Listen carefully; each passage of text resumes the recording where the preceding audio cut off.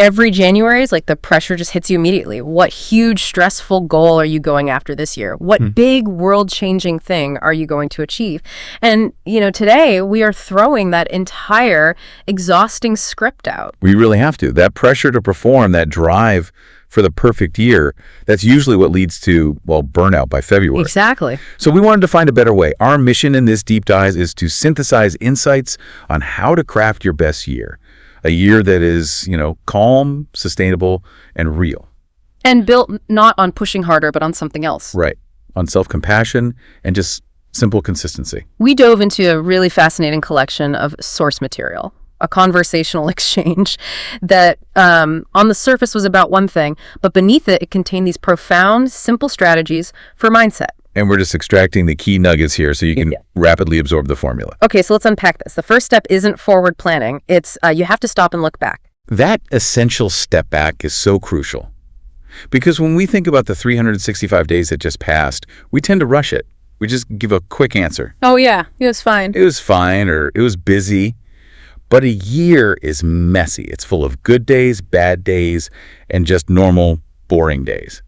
And every single one of those counts. Messy is definitely the word for it. There's this strange kind of mixed feeling that comes with reflection. You feel a little tired, yes, because you carried a heavy load. For sure. But at the same time, you feel immensely proud of yourself for carrying it. And that's where that analogy of the heavy backpack really lands.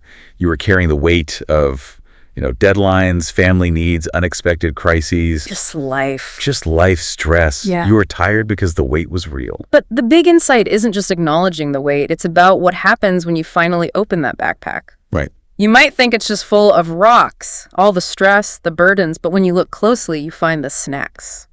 I love that. The snacks. And they aren't just happy memories. They are like psychological reinforcement. How do you mean? Well, they're the small wins, the unexpected laughs, the times you handled something difficult, and maybe even surprised yourself. By consciously identifying those moments, you're literally reprogramming your brain to look for success, not just stress. You're training your system to seek out the good data. Exactly. And often, the deepest lessons for the next year are buried in the worst moments of the last one. The source material highlighted this anecdote of the overwhelming week. Right, the week where nothing catastrophically bad happened, but 10 tiny problems all arrived at once. Yes, that feeling where your brain is already tired before the day even started, that constant mental load, just fighting small fires all day long. I know that feeling. And the aha moment born from that stress wasn't a sudden burst of energy to push harder, which is what we're all conditioned to think we need. Wait, so that's pretty counterintuitive, isn't it? I mean, in the modern world, if you're stressed, the advice is usually to optimize more, multitask, just grit your teeth. Exactly. Yeah. But the actual lesson was radical. The solution was to slow down sometimes and ask for help. That hard moment taught them how to live the next year differently. By prioritizing slowness and kindness over speed. Over speed and output. It's about building in the resilience to handle the next time that happens. And that contrast is so key. You compare that heavy week to the bright, quiet moments that recharge us. The sources mentioned a quiet evening with close friends, cooking something simple. And staying at the table for hours, laughing over old memories. Yeah, and the really simple observation that during those hours, almost nobody touched their phones. Wow.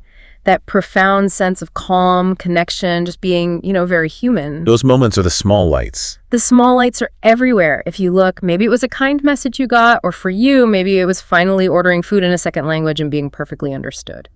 A huge win. A huge, tiny win. Those are the true fuel you carry forward, not the massive, exhausting achievements.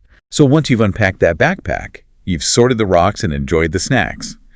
Then you have the clarity you need to ask the most important question for the year ahead. Okay, so this brings us to the core mindset shift. It does. This is where we replace the stressful way of thinking. The best year is not about striving for perfection or some massive external goal. Right. The key insight is replacing that whole productivity dogma of more faster with something different. With a philosophy of less, better. Instead of asking, what massive goals must I achieve? You first have to ask, what do I want less of?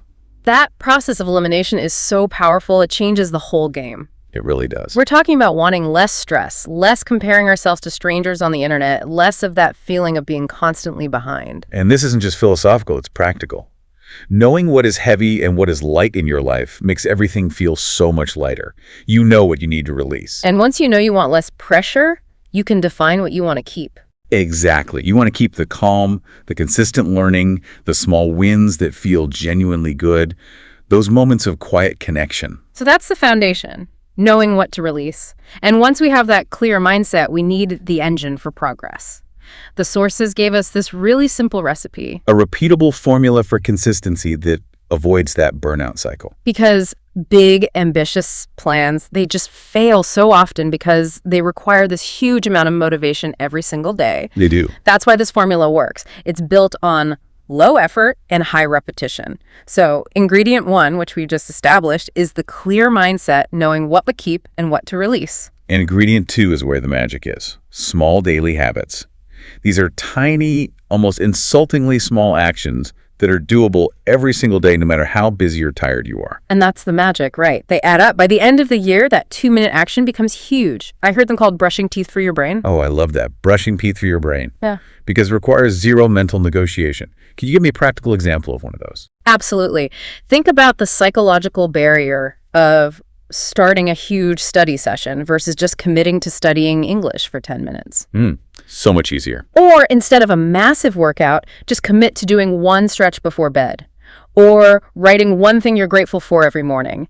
It takes less than 2 minutes, but it changes your mental framework for the whole day. Even sleeping just 30 minutes earlier. Yeah. That's a massive, tiny habit. Yes.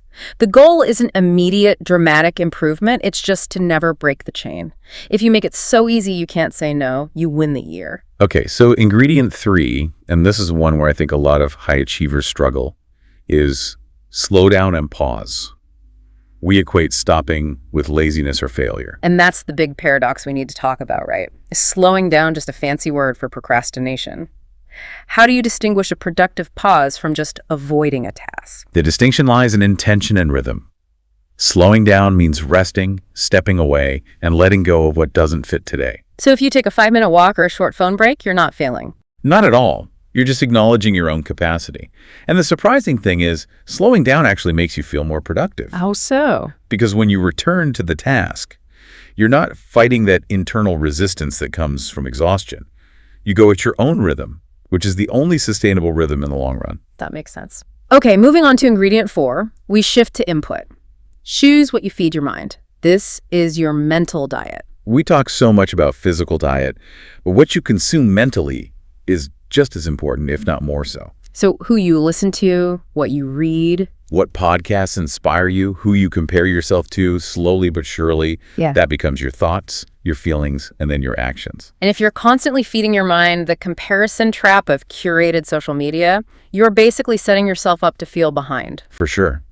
But if you focus on good books, high-quality content, and people who lift you up, that becomes your default internal voice. Choosing your mental diet carefully is a powerful, low-effort habit. Which brings us to the last one, ingredient 5. And this is arguably the biggest secret for a sustainable year. Especially for anyone prone to perfectionism. Be kind to yourself. This is radical self-compassion in action. It's so true. We tend to be so much harder on ourselves than we would ever be on a friend. Oh, absolutely. If a friend misses a goal, we tell them, breathe, try again tomorrow, it's okay. If we miss a goal, we throw the whole process out and judge ourselves so harshly. And that's why self-compassion is productive, not lazy. It's what prevents total burnout.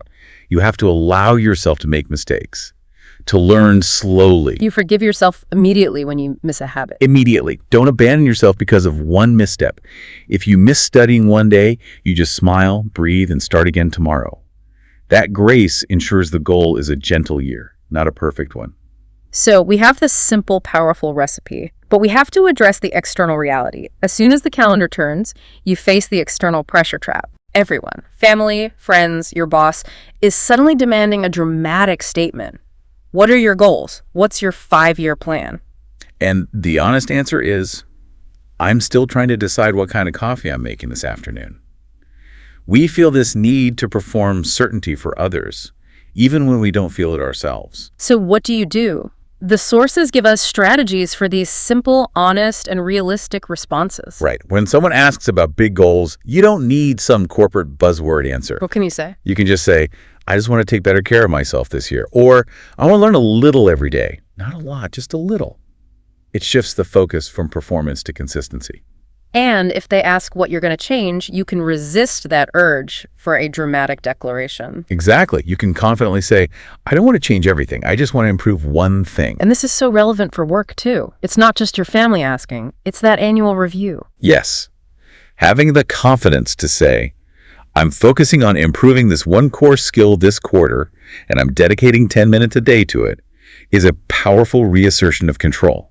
And for that inevitable 5-year plan question, you have phrases that empower you. You do. You can smile and just state, I don't have a clear 5-year plan yet, but I know what I want right now. Or, and this might be the most powerful one, I think it is. The most powerful and validating phrase you can use is, I'm still figuring things out. That sentence affirms that you don't need your whole life mapped out. One small direction, one small step today is more than enough. You're still moving forward. So, to summarize the whole formula, we start with a clear mindset. We commit to small daily habits. We remember to slow down and pause. We choose what we feed our mind. And above all, We practice radical self-kindness. That is the formula for a sustainable, real year. The tiny repeated things become huge by the end of the year. and this deep dive really showed that the people who create their best year are the ones who stop treating their life like a 5-year business plan. Where a single failure sinks the whole project. Right. So what does this all mean for you listening right now? It means we have to see life as a series of small experiments. A laboratory where trying things out like waking up early 3 times a week is just the norm. And in an experiment, failure is just data. It's just data. It's met with a shrug and a laugh, not self-judgment. So if you could pick just one small, tiny habit today to start this process, what would it be? Remember, one small step today, consistently repeated, grows into your best year tomorrow.